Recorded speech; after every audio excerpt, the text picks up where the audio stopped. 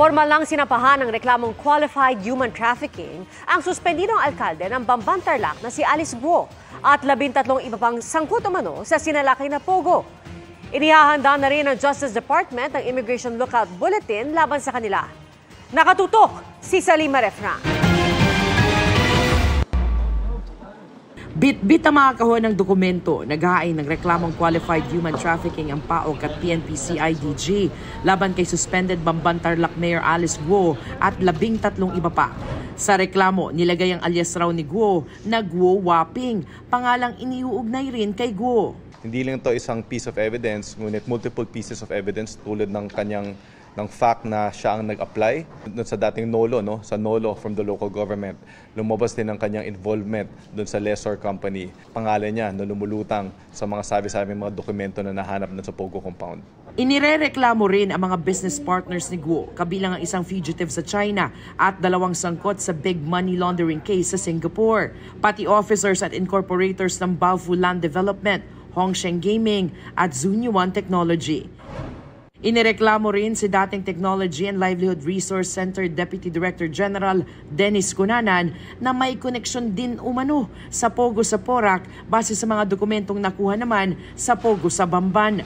After piecing together the pieces of the evidence, we concluded and we decided that he is part of the grand conspiracy to commit labor trafficking. Nang salakayin kasi ang Pogo compound sa Bamban, hindi lang scamming activities ang nadiskubre. May na-rescue ring biktima umano ng pananakit at human trafficking.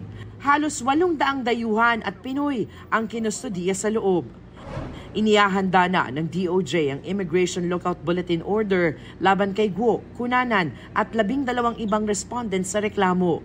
Kahit sinong makasuhan ng kriminal ay may flight risk, lalo na kung may resources ito. Ayon sa kampo ni Mayor Guo, handa itong humarap sa mga reklamo na kahit wala pa silang hawak na kopya, ay tiyak nilang wala raw sapat na ebidensya. Ang koneksyon sa mga kumpanya o individual ay hindi raw sapat para iugnay siya sa human trafficking. Kinukuha pa rin ng GMA Integrated News ang panig ni Cunanan. Bukod sa Porac at Bamban, may iba pang lugar na posibleng may illegal na Pogo hubs. Siguro mayroong mga 4 na local government officials na nagpapatulong sa amin. We are intensifying our fight against this illegal Pogo. Para sa GMA Integrated News, Salima Refran, nakatutok 24 oras. Ayon naman sa abogado ni Dennis Cunanan, hindi pa sila makapagkomento dahil hindi pa nila natatanggap ang kopya ng reklamo. Hindi raw nito alam kung sa paanong paraan siya nadawit sa human trafficking. Lalo't consultant lang umano ito at hindi bahagi ng pang-araw-araw na operasyon ng Pogo.